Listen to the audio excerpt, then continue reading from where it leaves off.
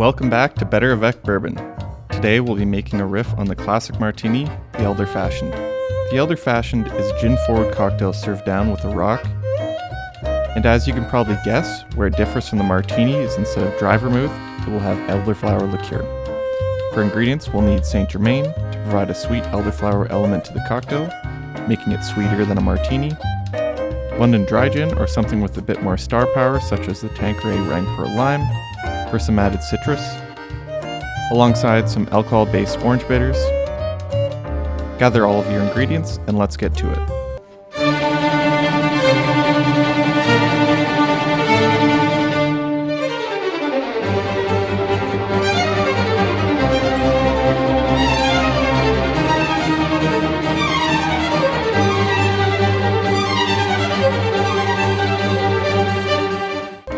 Starting off, you'll need your bar mat, your favorite mixing glass,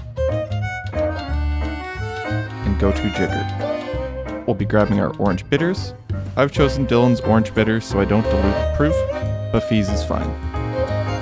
To your mixing glass, add 2 to 3 dashes orange bitters. Next, grab your elderflower liqueur and measure out an ounce, or a half ounce if you prefer it drier.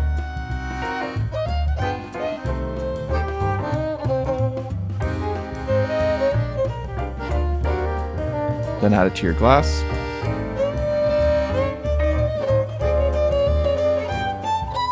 And lastly, your gin. Measure out 2 ounces. Then add it to your glass.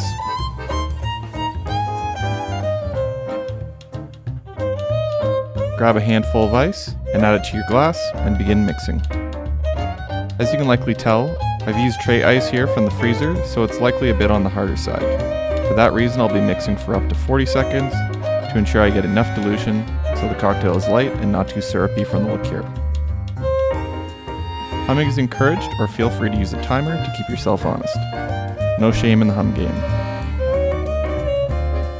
Remove your spoon, grab your go-to lowball or rocks glass, and add a big cube. These are antique glasses that are around 8 ounces, so I usually have to give the ice some encouragement in order for it to reach the bottom, which cools the glass in the process.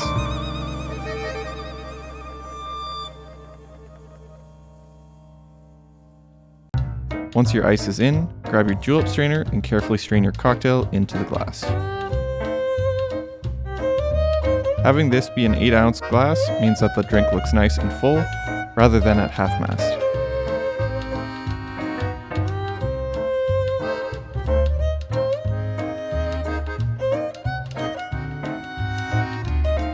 Next, we'll be choosing our garnish. We already have sweeter elements in the drink, and I like to garnish gin drinks with a lemon peel. So we'll add a lemon peel to the edge of the glass that they can use or not use. But there's really no wrong answer here, as we've already added a citrus element via the orange bitters. You can also have it more off to the side, or decide you want it on a different angle, or simply just plunge it in. But it will overpower the cocktail after some time. I do like this cocktail. I think the elderflower flavor and sweetness is a nice touch and turns the martini into something cozier to drink. Thanks everyone for watching. If you'd like to see more gin cocktails, let me know in the comments down below. If you like this video, leave a like, hit that subscribe button, and I'll see you next time. Cheers.